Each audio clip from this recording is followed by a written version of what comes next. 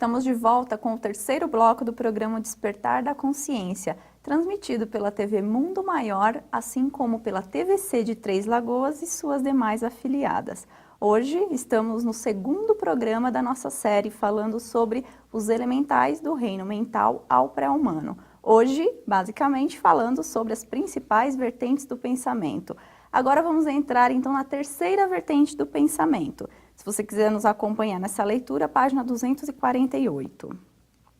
A terceira vertente do pensamento, portanto, é o mecanismo em si, o laboratório mental e suas amplas forças latentes. Nesse ambiente, onde nada é impossível de se realizar desde que observemos a lei, desfilarão os potenciais em exercício no espírito imortal, tais como desejo, inteligência, imaginação, memória, etc., que constituem o que, no universo quântico, considera-se como possibilidades infinitas, e dentre estas, as probabilidades possíveis.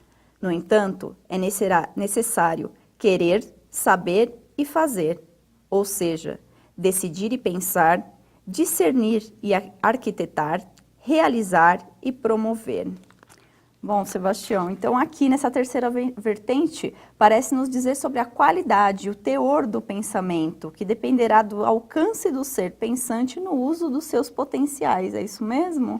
É isso tudo, e mostrar que, mais uma vez, é a faculdade de pensar, na realidade, é o que está nessa terceira vertente. Porque se na primeira é o potencial em exercício, se a segunda é a matéria-prima, agora o laboratório em si, com essa infinidade de potenciais a serviço, né, do que se pretende.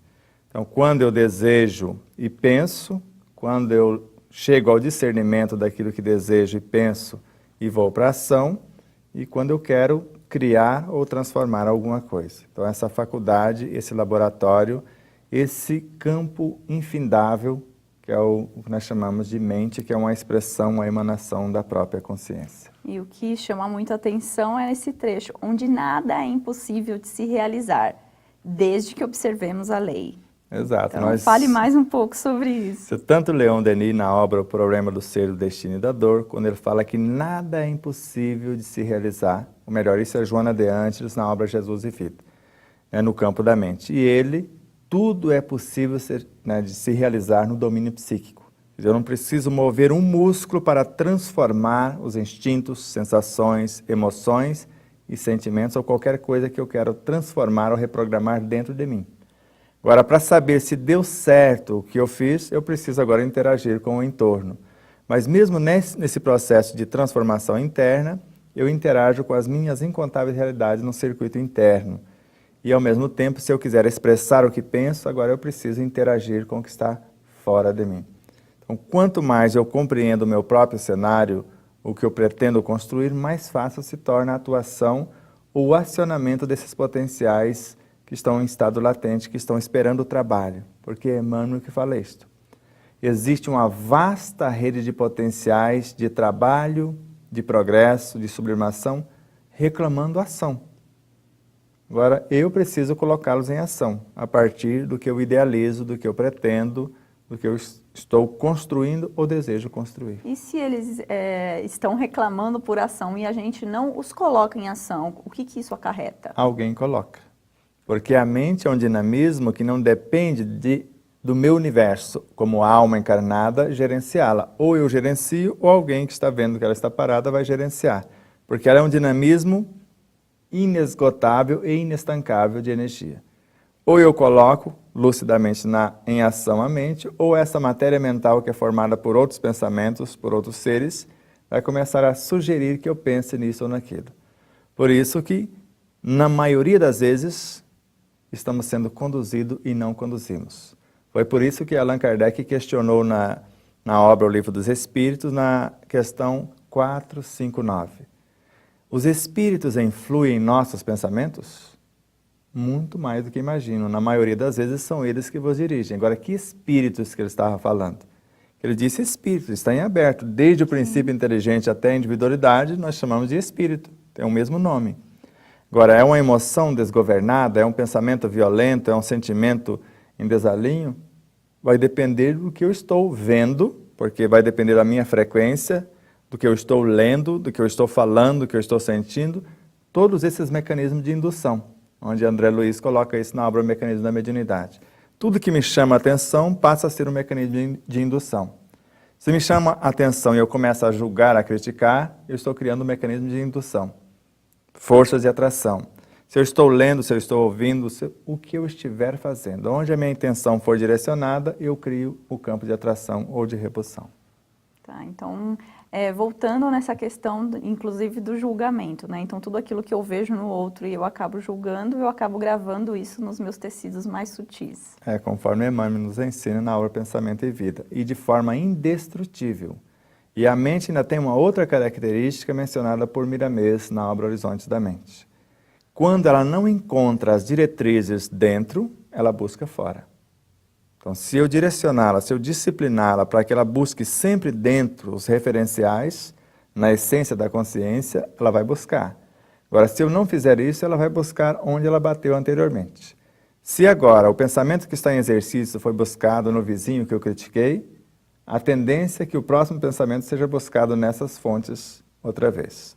Mas se eu mergulhei para dentro de mim num processo de introspecção, de autoanálise, de exame da minha consciência, a tendência é ela ir buscando dentro da minha própria realidade cada vez com mais profundidade. Mas aonde eu direcioná-la, ela vai tendendo a viajar para aquele setor ou para aqueles cenários. Se eu bater nas portas de Bezerra de Menezes, de Joana de Ângeles, de Emmanuel, a tendência é quando eu estiver em dificuldade, ela bater nessas portas. Por isso que o ideal é buscar as fontes ou as potências em nós, até porque para colocar o nosso universo em ação e quando não as tivermos, buscar noutras fontes que vai nos dar as referências iluminativas e não perturbadoras para que nós possamos bem desenvolver ou gerenciar com mais lucidez as nossas ações. Essa questão do que você trouxe, de que quando então a gente não utiliza esse potencial, não o coloca em ação, outro vem e acaba como se apropriando disso, né? Acaba sendo utilizado, esse potencial vai para quem está ali colocando isso em ação, poderia ser assemelhado àquela história de que quando eu tenho uma ideia e eu não coloco aquilo em ação, eu não faço aquilo, não concretizo, aí eu olho e vejo a outra pessoa fazendo. Isso também, mas quando o André Luiz, por vários instrutores, traz para nós a informação, eu crio uma ideia de bem ou de mal. Uma vez criada, eu sou obrigada a manter e nutrir. E ela vai buscar alimentos onde estiver. Vamos supor que essa ideia foi criada a partir de um julgamento, de uma calúnia que eu fiz a alguém reagiu e eu trouxe aquele combustível, aquela matéria mental para formar o que eu pretendo. A partir dali, esse elemento que foi gerado por uma ofensa que eu fiz, ele vai ser nutrido por elementos semelhantes. Aí eu vou ofender o vizinho, porque antes eu ofendi a mim mesmo ou quem está mais próximo. Eu vou ofendendo todo mundo que vem pela frente para que eu possa manter aquela irritação, aquela perturbação que foi criada por uma ideia perturbadora. Mas quando eu começo a emitir essas ideias, o desejo de construir alguma coisa, a minha mente está mandando para o cosmos essa ideia. Ou eu faço isso rapidinho, ou eu vejo alguém fazer. Carlos Torres Pastorino, em Sabedoria do Evangelho, fala, ao invés de ficar falando do que pretende, comece. Porque se você começar, você vai atrair os elementos colaboradores que vai te ajudar a colocar a sua ideia em ação. Mas se você apenas pensa, apenas fala, faz a propaganda, daqui a pouco você vai ver alguém comprando a sua ideia e levando ela a efeito. O nosso irmão João Francisco, que participou dessas séries no início do nosso programa, que o nosso programa, para quem não sabe, dia 31 de março passado, ele fez 8 anos aqui na TV Mundo Maior. E dia 5 de maio passado, ele fez 10 anos na Rede Boa Nova de Rádio. Ele teve uma ideia, ao visitar uma feira, de fazer uma lâmpada para iluminar jardim, como se um poste iluminado. E não levou a efeito, porque ele é um engenheiro mecânico, a sua ideia. Na outra feira, no ano seguinte, estava lá o poste. Falou, agora já não dá mais, alguém já comprou a minha ideia. Porque a ideia vem do cosmos ao encontro da nossa necessidade de criar, o nosso desejo de evoluir ou de aperfeiçoar. Porque elas já existem em todos os cenários. Nós, na realidade, não criamos nada. Nós copiamos alguma coisa e levamos a efeito. Porque de criar nossa capacidade criativa de algo diferente, nós podemos falar que estamos criando alguma coisa para aqueles que estão atrás, ou na retaguarda. Fala, mas como é bela a criação desse ser que está na dianteira. Mas eu, que estou criando, na realidade estou copiando de alguém que está um pouco mais adiante. Porque as ideias, síntese, já existem em Deus, na unidade macro. Sim, acho que isso que você está falando entra até nessa questão das possibilidades infinitas, né, do que está citado aqui nesse trecho, e das probabilidades possíveis, né? Exato, as possibilidades infinitas estão no cosmos por toda parte. Agora, as probabilidades é mediante aquilo que eu compreendo e posso levar, né, para a ação. Tá. Então, vou dar aqui uma lida sobre a nossa quarta vertente do pensamento, página 249. A quarta vertente do pensamento é a intenção, ou seja, o desejo sincero de mudança, a meta escolhida e a ideia nobremente elaborada, que objetivam adquirir valores intelecto-morais e aperfeiçoá-los. Esses valores caracterizam o verdadeiro homem de bem, cujo patrimônio essencial são as virtudes. Mas acredito que temos muito para falar sobre isso, né? Então vamos deixar os comentários do Sebastião para o nosso próximo bloco.